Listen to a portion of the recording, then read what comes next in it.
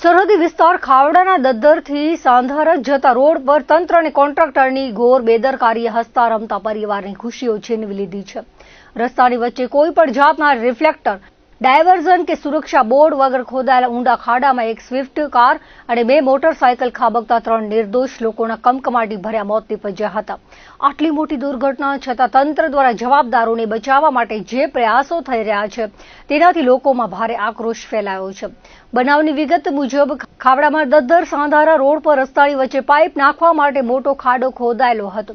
ભોગ બનનાર સમા ઇબ્રાહીમના જણાવ્યા અનુસાર રોડ પર કોઈ ડાયવર્ઝન કે બેરિકેડ ન હતા। સ્પીડમાં જતી ગાડી સીધી 6 ફૂટ ઊંડા ખાડામાં ખાબકી હતી। આ અકસ્માતમાં સમા ઇબ્રાહીમના પરિવારના 2 સ્વજનના ગંભીર ઇજાઓને કારણે મોત થયા છે, જ્યારે પરિવારના અન્ય 3 થી 4 સભ્યોને ફ્રેક્ચર સહિતની ઇજાઓ થઈ છે। આ મુદ્દે જિલ્લા પંચાયત માર્ગ અને મકાન વિભાગના નાયબ કાર્યપાલક ઇજનેર ડીએમ સાંજાએ વિચિત્ર દાવો કર્યો છે। તેમણે જણાવ્યું છે કે રોડનું કામ 6 મહિના પહેલા સોંપાયું હતું, પણ રણમાં પાણી હોવાથી ગરનાળાનું કામ બાકી હતું। તંત્રનો દાવો છે કે ખાડાની એક બાજુ માટી અને બીજી બાજુ બાવળ રાખ્યા હતા। જોકે પ્રશ્ન એ ઉઠે છે કે શું હાઈવે પર 80 થી 100ની સ્પીડે આવતા વાહનોને બચાવવા માટે માત્ર બાવળ પૂરતા છે? આ લૂલો બચાવ જ તંત્રની બેદરકારી સાબિત કરવા માટે પૂરતો છે। સૌથી વધુ આશ્ચર્યની વાત એ છે કે ખાવડા પોલીસે ભારે વિરોધ બાદ ગુનો તો નોંધ્યો, પણ ફરિયાદમાં કોન્ટ્રાક્ટરનું નામ લખવાનું ટાળ્યું છે।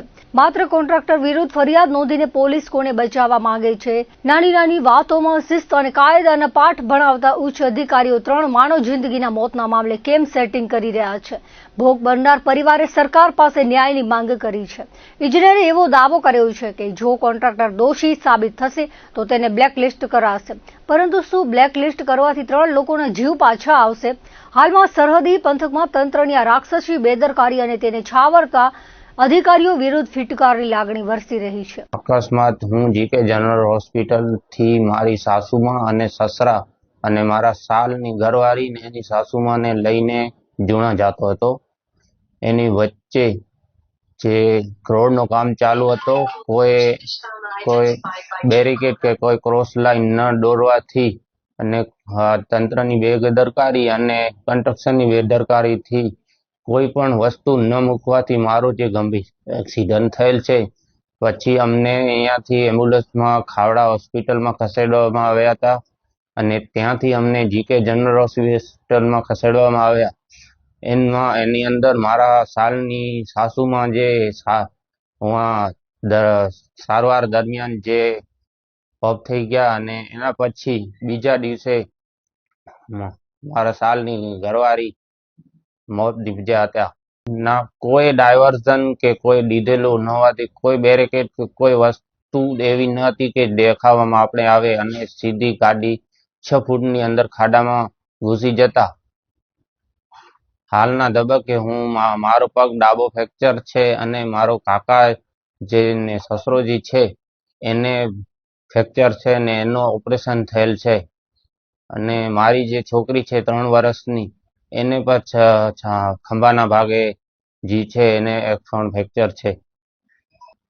માંગ એ છે કે અમને જે આપણો જે છે સરકાર, એનાથી માંગ છે કે અમને ન્યાય જેમ બને તેમ સારી રીતે ન્યાય મળે એ અમારી મોટી માંગ છે અને આવો ગંભીર એક્સિડન્ટ હવે ન થાય એના માટે તંત્ર એ જવાબદાર છે અને કોઈ પણ ગરીબ માણસ ના આવે એના માટે માંગ છે। કોઈ પણ તમે કામ ચાલુ કરો એનાથી પહેલા ડાયવર્ઝન કે કોઈ પણ વસ્તુ મૂકીને તમે કરો તો આવા બનાવ ઓછા થાય। એમાં જે દુઃખદ ઘટના બની, માણસોના જે અકસ્માતમાં મૃત્યુ પામ્યા, એ દુઃખદ ઘટના ઘટી છે।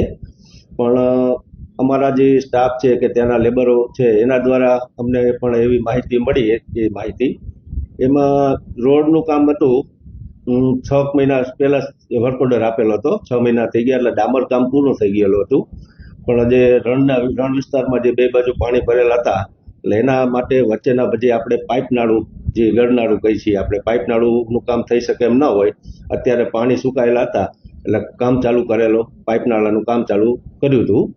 એમાં પાઇપ નાળા માટે તો 4 રોડ 5 રોડનું પાઇપ નાળું 5 રોડનું પાઇપ નાળું હતું। એમાં 2 એના ખોદાણ માટે 2 સાઈડ આપણે એક સાઈડ માટીનો પાળો કરેલો હતો, એક સાઈડ બમ્પ અને જાડી ઝાકડા પણ રાખેલા હતા, બંને સાઈડ બોર્ડો લગાવેલા હતા। પણ હવે બનવા કાળ બન્યું હશે કે રોડ સારો બન્યો છે એટલે ગાડીની સ્પીડ પણ હશે વધારે અને કંટ્રોલ કદાચ ના થઈ શક્યો હોય એવું પણ બને. પણ એ તો હવે જે ઘટના સ્થળ બન્યું છે એ બહુ દુઃખદ બન્યું છે.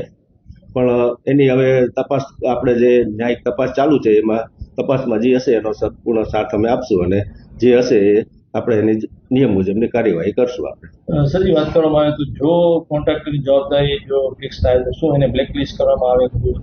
હા, એના માટે જો આવશે તો એના નિયમ મુજબ આપણે જે સરકારશ્રીમાં જે દરખાસ્ત કરવાની થશે એ દરખાસ્ત કરવાનું અને જે સરકાર કક્ષાએથી જે નિર્ણય લે છે એ નિર્ણય કરવામાં આવશે.